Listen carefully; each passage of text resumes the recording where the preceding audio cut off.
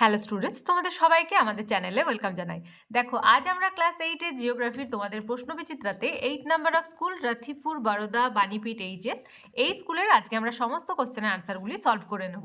ক্লাসটি শুরু করার আগে অবশ্যই বলবো, যারা এখনো পর্যন্ত চ্যানেলটি সাবস্ক্রাইব করোনি তারা অবশ্যই চ্যানেলটি সাবস্ক্রাইব করে নাও এবং পাশে থাকা বেল আইকন প্রেস করে রাখো, যাতে করে আগামী দিনের সমস্ত ভিডিও সবার আগে তোমাদের কাছে পৌঁছে যায়। তাহলে চলো দেরি না করে আজকে ক্লাসটি শুরু করি। আজকে ক্লাসের ফার্স্ট কোশ্চেন দেখো, ভূ অভ্যন্তরে 1 কিলোমিটার গভীরতায় শিলাস্তরের তাপমাত্রা হবে প্রায় 30 ডিগ্রি সেন্টিগ্রেড, অপশন সি।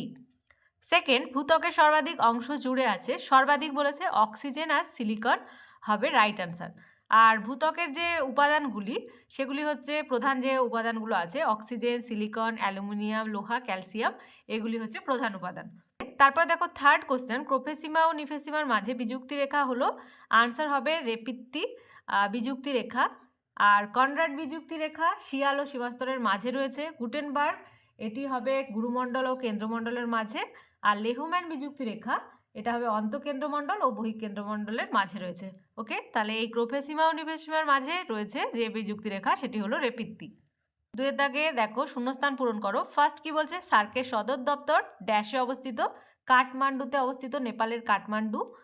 আর সার্কের যে সদস্য দেশগুলো সেগুলো হচ্ছে বাংলাদেশ, ভারত, বাংলাদেশ, নেপাল, ভুটান, শ্রীলঙ্কা, পাকিস্তান, মালদ্বীপ ও আফগানিস্তান, মানে এই 8টি দেশ নিয়ে সার্ক যে সংস্থাটি সেটি গড়ে উঠেছে। সেকেন্ড, ভারতের ক্ষুদ্রতম প্রতিবেশী দেশ ড্যাশ, আনসার হবে ভুটান। তিনের দাগের ফার্স্ট, পর্যটন শিল্পকে নেপালের বৃহত্তম শিল্প বলা হয় কেন? এটা তোমরা 75 পেজে পাবে। পর্যটন নেপালের বৃহত্তম শিল্প ও বিদেশি মুদ্রা আহরণের বৃহত্তম উৎস। পৃথিবীর 10টা উঁচু পর্বতশৃঙ্গের মধ্যে 8টা নেপালে অবস্থিত। সারা পৃথিবীর পর্বতারোহীরা নেপালে পর্বতারোহণ করতে আসেন। পৃথিবীর উচ্চতম পর্বতশৃঙ্গ মাউন্ট এভারেস্ট নেপালে রয়েছে, যা পর্বতারোহীদের বিশেষ আকর্ষণ। কাঠমান্ডু, নাগারকোট, পোখরা, লুম্বিনী, অন্নপূর্ণা প্রভৃতি নেপালের দর্শনীয় স্থান। তারপরের কোশ্চেন, অথবাতে বাংলাদেশে কৃষিভিত্তিক শিল্পের বিকাশ বেশি হয়েছে কেন? আনসার লিখবে, বাংলাদেশ একটি কৃষি প্রধান দেশ। বাংলাদেশে বহু কৃষিজ ও বনজ শিল্প গড়ে উঠেছে।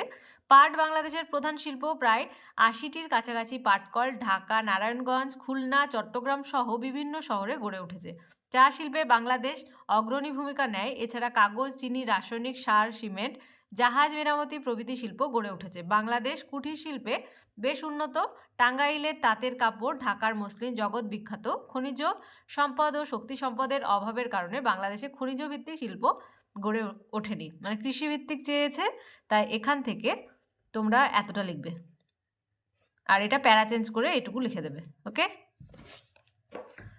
তারপরে 4 দাগের ফার্স্ট কোশ্চেন, ভূমিকম্পের কেন্দ্র ও উপকেন্দ্র বলতে কি বোঝো, চিত্র সহ লেখো। এটা তোমরা তোমাদের টেক্সটের এখান থেকে লিখবে যে ভূপৃষ্ঠের নিচে ভূ অভ্যন্তরে যে স্থান থেকে ভূমিকম্পের উদ্ভব হয় তা হলো ভূমিকম্পের কেন্দ্র। আর অধিকাংশ ভূমিকম্পের কেন্দ্র ভূপৃষ্ঠ থেকে 50 থেকে 100 কিলোমিটার গভীরে হয়ে থাকে, এটাও লিখবে। আর উপকেন্দ্রতে লিখবে, কেন্দ্র থেকে ঠিক উল্লম্ব দিকে ভূপৃষ্ঠের যে বিন্দুতে প্রথম কম্পন পৌঁছায় সেটা ভূমিকম্পের উপকেন্দ্র, এতটা লিখবে। আর ডায়াগ্রাম দিতে বলেছে, তোমরা এই ডায়াগ্রামটা দেবে। খুব সুন্দরভাবে আছে, দেখো এটা কেন্দ্র আর এটা হচ্ছে উপকেন্দ্র। তারপরের কোশ্চেন, অথবাতে অভিসারী পাত সীমানাকে বিনাশকারী পাত সীমানা বলা হয় কেন, চিত্র সহ লেখো। আনসার লিখবে, অনেক সময় দুটো পাত পরস্পরের দিকে অগ্রসর হয় এবং পাতের সংঘর্ষ ঘটে। দুটো পাতের মধ্যে অপেক্ষাকৃত ভারী পাত হালকা পাতের নিচে প্রবেশ করে, এর ফলে নিমজ্জিত পাত্রের গলন হয়, সমুদ্র খাত সৃষ্টি হয় ও ভূত্বকের বিনাশ ঘটে। এই অঞ্চলে প্রতিনিয়ত ভূমিকম্প ও অগ্নুৎপাতের ঘটনা দেখা যায়। দুটো পরস্পরমুখী পাত সামুদ্রিক হলে তাদের ওপরের পলি ভাঁজ খেয়ে দ্বীপ ও দ্বীপপুঞ্জ সৃষ্টি হয়। প্রশান্ত মহাসাগরের পশ্চিম উপকূল বরাবর জাপান ও সন্নিহিত দ্বীপপুঞ্জ এভাবে গড়ে উঠেছে। পাত দুটোর একটি সামুদ্রিক ও আর একটি মহাদেশীয় হলে মাঝের পলি ভাঁজ খেয়ে ভঙ্গিল পর্বতশ্রেণী সৃষ্টি করে। আমেরিকার পশ্চিম ভাগের রকি আন্দিজ পর্বতমালা এভাবেই সৃষ্টি হয়েছে। আবার পাত দুটো মহাদেশীয় হলে সংঘর্ষের ফলে মাঝের সংকীর্ণ সমুদ্রের পলি ভাঁজ খেয়ে ভঙ্গিল পর্বতের সৃষ্টি হয়। এইভাবে ইউরেশীয় ও ভারতীয় এই দুই মহাদেশীয় পাতের মাঝের তেথিস সাগরের পলি ভাঁজ খেয়ে হিমালয় পর্বতের সৃষ্টি করেছে। এই ধরনের পরস্পরমুখী পাত সীমানাকে অভিসারী বা বিনাশকারী পাত সীমানা বলা হয়। এই আনসারটি টেক্সট থেকে বললাম, এছাড়াও আমি এর আনসার স্ক্রিনে মেনশন করে দেবো, সেখান থেকেও তোমরা লিখে নিতে পারো।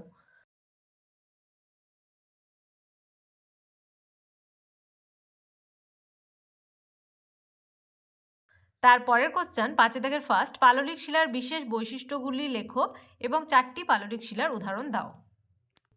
ফার্স্ট লিখবে, এই শিলায় স্তরায়ন এবং কাদার চির খাওয়া দাগ লক্ষ্য করা যায়। সেকেন্ড, একমাত্র এই শিলাতেই জীবাশ্ম দেখা যায়। থার্ড, এই শিলায় সছিদ্রতা ও ভঙ্গুরতা দেখা যায়। ফোর্থ, এই শিলার প্রবেশতা খুব বেশি। ফিফথ, ক্ষয় প্রতিরোধের ক্ষমতা বিভিন্ন রকম হয়। সিক্স, কয়লা, খনিজ তেল, প্রাকৃতিক গ্যাসের ভাণ্ডার এই শিলা। আর লাস্ট লিখবে, কাঠিন্য আগ্নেয় শিলার থেকে কম, দারুণ ফাটল বা কেলাসের গঠন থাকে না। পরের পাটিতে কি বলছে, যে 4টি পাললিক শিলার উদাহরণ দাও। চুনা পাথর, বেলে পাথর, কাদা পাথর লিখবে আর একটা কংগ্লোমারেট অ্যাড করে দেবে। অথবাতে আজকের ক্লাসের লাস্ট কোশ্চেন, শিলাচক্র কি চিত্রসহ বর্ণনা করো। লিখবে, অগ্নুদ্গমের মাধ্যমে বা ভূপৃষ্ঠের কোনো দুর্বল ছিদ্রপথে ম্যাগমা ভূপৃষ্ঠে লাভারূপে বেরিয়ে এসে অথবা ভূ অভ্যন্তরে শীতল ও কঠিন হয়ে আগ্নেয়শিলা সৃষ্টি করে। পরে এই শিলা নদী, বায়ু, হিমবাহ প্রভৃতি প্রাকৃতিক শক্তির প্রভাবে ক্ষয়প্রাপ্ত ও অপসারিত হয়ে কোনো সমুদ্র, হ্রদ বা নদীর তলদেশে বহু বছর ধরে সঞ্চিত ও কঠিন হয়ে পাললিক শিলা সৃষ্টি করে। আগ্নেয় ও পাললিক এই দু ধরনের শিলা ভীষণ তাপ, চাপ অথবা রাসায়নিক বিক্রিয়ার মাধ্যমে দীর্ঘ সময় ধরে পরিবর্তিত হয়ে রূপান্তরিত শিলায় পরিণত হয়। আবার বহু বছর পর এই 3 ধরনের শিলা ভূ আলোড়নের ফলে ভূগর্ভে প্রবেশ করলে ম্যাগমায় পরিণত হয়। এই ম্যাগমা থেকে আগ্নেয় শিলা সৃষ্টি হয়। আবার কখনো রূপান্তরিত শিলা বিভিন্ন প্রাকৃতিক শক্তি দ্বারা ক্ষয়প্রাপ্ত, অপসারিত হয়ে নদী, সমুদ্র বা হ্রদের তলদেশে সঞ্চিত হয়ে ও জমাট বেঁধে পাললিক শিলা তৈরি করে।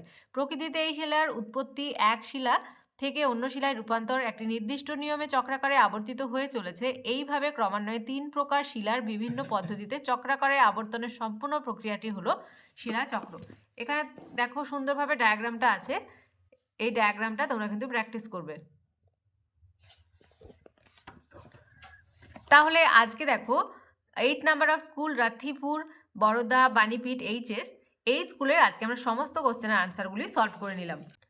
আজকের ক্লাসটি যদি ভালো লেগে থাকে তাহলে অবশ্যই একটা লাইক দেবে। তোমরা খুব ভালোভাবেই জানো তোমাদের একটা লাইক দেখলে আমরা খুব খুব খুব খুশি হই, তাই লাইক না দিয়ে তোমরা কিন্তু কোথাও যাবে না। আর ভিডিওটি কি করবে, বন্ধুদের সঙ্গে অনেক অনেক অনেক বেশি করে শেয়ার করবে। তোমাদের প্রতিটি বিষয়ের ক্লাস শুরু হয়ে গেছে, তাই যারা এখনো পর্যন্ত ক্লাসগুলি দেখোনি তারা অবশ্যই প্লেলিস্ট চেক করে ক্লাসগুলি দেখে নাও, অথবা এই ভিডিওর ডেসক্রিপশন বক্সে লিঙ্ক দেওয়া থাকবে, সেখান থেকে তোমরা ক্লাসগুলি দেখে নিতে পারো। আর আজকে ক্লাস যারা প্রথমবার এসেছো তারা অবশ্যই চ্যানেলটি সাবস্ক্রাইব করে নিও এবং পাশে থাকা বেল আইকন প্রেস করে রাখবে, যাতে করে আগামী দিনের সমস্ত ভিডিও সবার আগে তোমাদের কাছে পৌঁছে যায়। আর আমাদের ক্লাসগুলি তোমাদের কেমন লাগছে তোমরা অবশ্যই কমেন্টের মাধ্যমে জানাতে কিন্তু ভুলবে না। তোমাদের জন্য একটি টেলিগ্রাম গ্রুপ ওপেন করা হয়েছে, যদি সেই গ্রুপে কেউ জয়েন হতে চাও এই ভিডিওর ডেসক্রিপশন বক্সে লিঙ্ক দেওয়া থাকবে, সেখান থেকে তোমরা জয়েন হতে পারো। তাহলে আজ এই পর্যন্তই, তোমরা সবাই ভালো থেকো, থ্যাংক ইউ।